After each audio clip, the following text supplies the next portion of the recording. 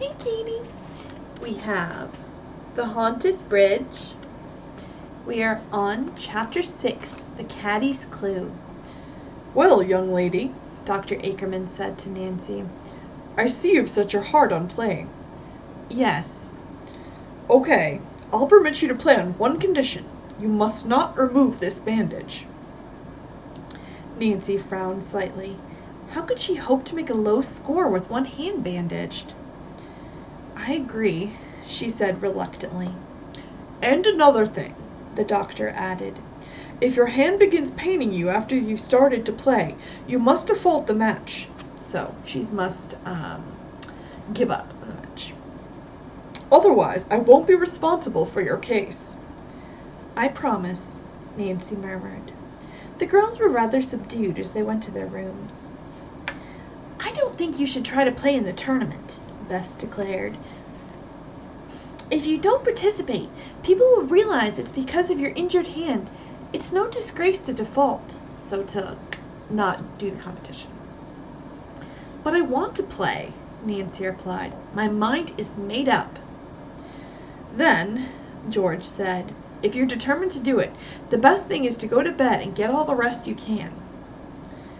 I have work to do before I go to sleep, Nancy announced. With a nod, she indicated the carved brass chest under the bed. Let Bess and me try to open it, George urged. Here, give me that spiked shoe, Nancy. You're apt to hurt your hand again. Eagerly, the cousins took turns prying at the stubborn lid of the mysterious chest. Finally, Bess exclaimed, It's loosening! Yes, it's coming! Nancy, you should have the honor of opening the chest. It may be filled with worthless things, Nancy laughed, but her hand trembled with excitement as she slowly raised the lid. The girls stared into the interior, their eyes fastened in awe on the amazing contents. Nancy was the first to recover from her astonishment. It's almost unbelievable, she murmured in a half-whisper. I never dreamed that the chest contained anything like this. The carved brass case was filled to the top with jewelry. Even a casual glance assured Nancy and her friends that the pieces were genuine. There were necklaces of rubies, emeralds, and turquoise, also rings with unusual settings, and many other gold and silver pieces. All this must be worth a fortune, Bess murmured. Nancy, you'll be rich. The jewelry isn't mine just because I found it. But the owner may never be located, George said hopefully as she lifted a silver bracelet from the chest. Isn't this gorgeous? Nancy was attracted by an emerald necklace, but as she started to lift it from the chest, she saw an object beneath it which was of far greater interest to her. The article was a jeweled compact. Eagerly, she picked up the gleaming container and opened it. A tiny picture was fitted into the lower half of the mirror. As Nancy showed it to her friends, Bess declared, It's a photo of a child. Evidently it was ruined by water, George observed. This looks like the picture of a little girl. George and Bess could not imagine why Nancy should consider the discovery so important. She was tempted to tell them of her father's search for the possessor of just such an article, but recalling that the secret was not hers to reveal, she remained silent. Nancy, you don't seem pleased over all this treasure, Bess remarked as she and George continued to examine the beautiful pieces. I was just thinking, Nancy answered absently. I must show Dad the chest as soon as he returns to the hotel. Shortly after 11 o'clock, the girls heard Mr. Drew enter his room directly across the hall. Nancy lost no time in showing her father the carved brass chest.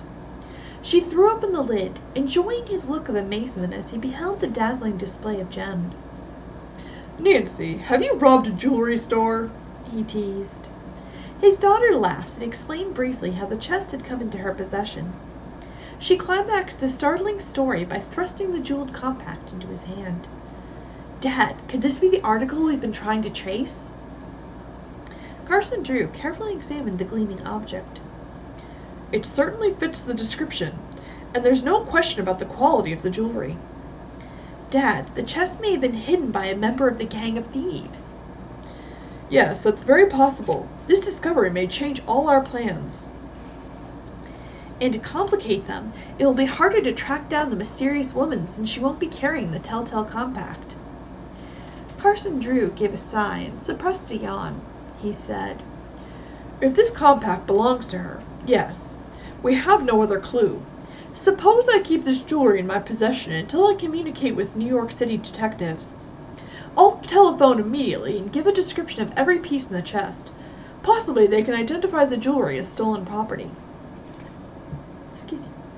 Before saying goodnight, Nancy told her father that she was scheduled to play in the first round of the golf tournament the following day. Then she kissed him and went off to bed. 9 o'clock the next morning, Nancy was waiting at the first tee for Miss Amy Gray, whose name had been drawn with her own for the initial match. Bess and George were on hand to see their friend's first drive, so first hit of the ball. They decided against following her over the course, fearing that their presence might prove distracting. Nancy had arranged for Chris to caddy for her. He smiled encouragingly as she took a few practice swings. How's your hand feel? George inquired. Oh, fine, Nancy answered. Amy Gray, about 30 and slightly plump, soon arrived with her caddy. She drove a ball which sped 200 yards straight down the fairway. Calmly, Nancy stepped to the tee and sent her own ball within a few feet of that of her opponent. Bess and George were delighted at the beautiful shot. From the first tee, they watched the pair play the hole and were almost certain that Nancy had won by a stroke. She's starting off pretty well, even if her hand does bother her, Bess declared gleefully. Amy Gray was an able player and did not waste strokes. She took the second hole and the third, leaving Nancy on the defensive. After that, it was a grim fight with first one player having the advantage, then the other. Finally, when Amy shot a ball into the river on the 15th fairway, Nancy knew that she herself would win the match. You're playing a beautiful game, Amy congratulated her. I'm afraid my final score won't be as low as I'd like, Nancy replied. That is, not unless I make pars on the last 3 holes. Number 16 isn't my favorite either. She smiled significantly at Chris, who averted his eyes in embarrassment. He was still ashamed because he had refused to search for her lost ball near the haunted bridge. Nancy sent a long ball flying down the fairway, and was glad it did not enter the woods. As she walked along with her caddy, she told him she'd investigated the ravine. Your bridge has no ghost, Chris. But I've seen the thing moving about, the boy said defensively. What you saw through the trees was a white scarecrow. A scarecrow? He laughed. Well, that's a good joke on me and the other guys. We were sure it was a ghost because we could hear that thing screaming. How do you explain that? I can't yet, Chris, said Nancy, but I'm sure that the screams are not supernatural. The boy looked doubtful. I'm sorry I wouldn't look for your ball the other day, he apologized. If I were sure you're right about the ghost, I'd search for it later. Nancy smiled in amusement because she saw that Chris was torn by conflicting emotions. He wanted to find the golf ball, but he could not rid himself of the fear he felt about looking for it. Nancy said, I'd especially like to recover that ball because it was autographed by Jimmy Harlow. Wow, no wonder you want to get it back, Chris murmured enviously. I'll look for it. Have you always lived near Deer Mountain Hotel? Nancy asked him as they were walking together toward the last hole. Sure, Chris grinned. All my life. Then you must know nearly everyone for miles around. Tell me, did you ever hear of a house near the hotel that burned recently? The caddy looked slightly puzzled a moment. Then he smiled.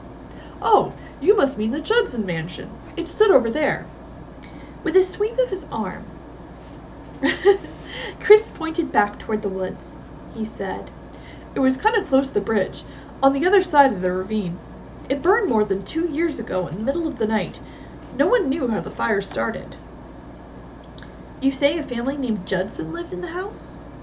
Not a family, only Miss Margaret Judson. And is she an old lady? Nancy inquired.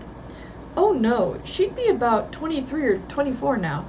Her parents died, and she was engaged to marry some guy, a professor at a college near here, but they never did get married. After the fire, she ran away, and no one heard much about her after that. It was odd she disappeared directly after the fire, Nancy remarked. Yes, but the Judsons were strange. My mother could tell you a lot more about the family. Nancy was elated. This was the first tangible clue she had to the identity of the young woman with whom she had talked at Hemlock Hall. Would Chris's mother be able to tell her more regarding Margaret Judson? Facts, perhaps, which would connect her with the brass chest discovered near her former home? "Where do you and your mother live?" Nancy asked the caddy. Chris gave his address, and Nancy wrote it down. "I'll go to see her," she said. We'll have to see what happens.